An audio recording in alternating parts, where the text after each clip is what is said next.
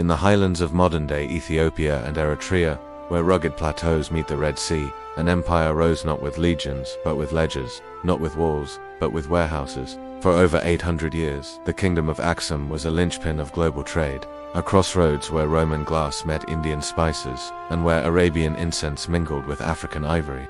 It was a place where ideas traveled just as freely as goods. Yet, if you search online for ancient empires, you'll likely see Rome, Persia, China, but Aksum, it's often missing from the list. Today, we fix that.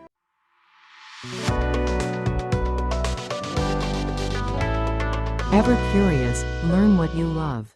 To understand Aksum's rise, you need to look at geography not as destiny, but as opportunity.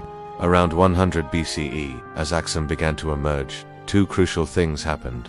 First, Greek and Arab sailors finally decoded the monsoon winds. This was a game changer. For the first time, ships could reliably cross the vast Indian Ocean in a single season, making long-distance maritime trade predictable and profitable. Second, Rome's appetite for luxury goods exploded. The growing empire developed an insatiable hunger for exotic items, pepper, ivory, tortoiseshell, and, above all, frankincense and myrrh, the essential resins for religious rituals and perfumes. And who controlled the ports that funneled all this precious cargo into the Mediterranean? You guessed it, Aksum. Its main harbor at Yale, located on the Red Sea coast, became the ancient world's equivalent of Dubai, a bustling, neutral, and relentlessly entrepreneurial hub. Ancient records, like the Periplus of the Erythraean seer, sort of Greco-Roman merchant-esque guide from the 1st century CE, describe Aksumite kings ruling a great city inland and commanding powerful fleets. Goods poured into Agilis from all corners of the known world. Wine from Gaza, olive oil from Spain, and fine glassware from Alexandria were traded for the treasures of Africa: ivory, rhinoceros horn, and tortoiseshell. Aksum wasn't just a stopover, it was the engine of this intercontinental network. But Aksum didn't just sit on a trade route, it actively upgraded itself to become a dominant power. This wasn't just about controlling ports, it was a conscious effort to innovate technologically, culturally, and politically. Around the year 270 CE, King Nubia did something unprecedented in sub-Saharan Africa. He started minting his own gold coins. This was a massive statement. The coins featured his portrait and inscriptions written in Greek. Why Greek? Because it was the international language of Mediterranean trade. It was brilliant branding, signaling to the world that Aksum was a sophisticated, reliable, and equal partner. Within decades, Aksumite coins were turning up in archaeological sites in India, solid proof of direct maritime links and the kingdom's economic reach. Aksum was one of only 4 major powers in the ancient world to issue its own gold coinage. Alongside giants like Rome, Persia, and India, the Aksumites were also master engineers. They built towering stone obelisks known as stelae, some reaching over 30 meters high. These weren't assembled from bricks. They were carved from single, colossal blocks of granite. The largest one, now fallen, is 33 meters long and weighs an estimated 520 tons, that is heavier than any single obelisk ever raised by the ancient Egyptians.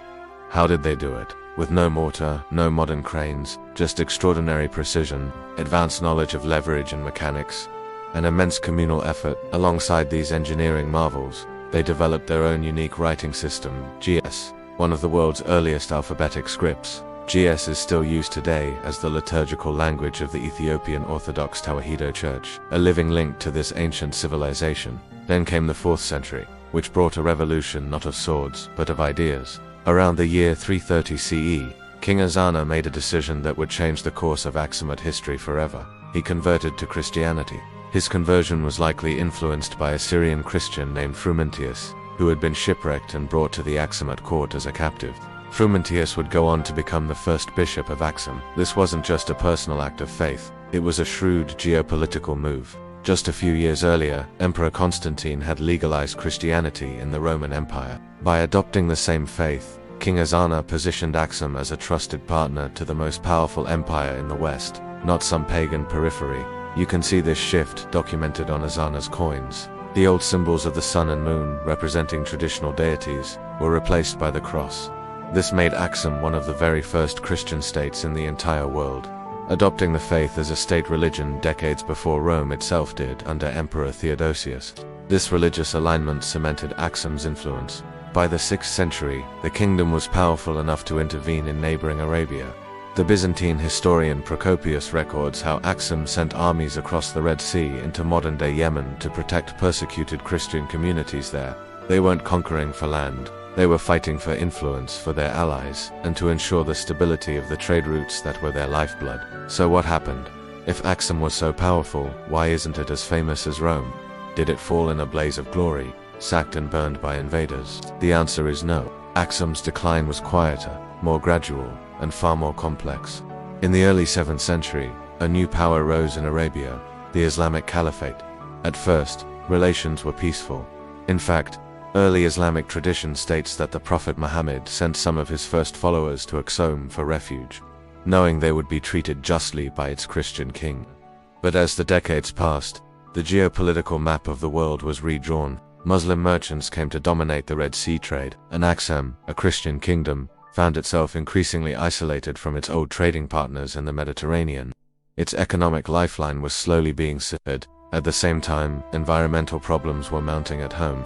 Centuries of intensive farming to feed its large population, combined with widespread deforestation to fuel iron smelting and build its monumental structures, led to severe soil erosion and environmental degradation. Scientific studies of ancient pollen and sediment from lakes in the Ethiopian highlands show a clear pattern of reduced forest cover and increased erosion during this period. The very land that had sustained the empire began to fail. By around 950 CE, the signs of decline were undeniable. The minting of coins ceased. The great port of Ajalis, once a gateway to the world, silted up and was abandoned. The capital itself moved further inland, away from the exhausted coastal regions. The era of raising massive stelae was over, but Aksum didn't just vanish. It transformed. Its language, its Christian faith, and its royal lineage survived, retreating into the Ethiopian highlands. This legacy would later seed the foundation of the medieval Ethiopian Empire, a successor state that carried Aksum's torch for centuries to come.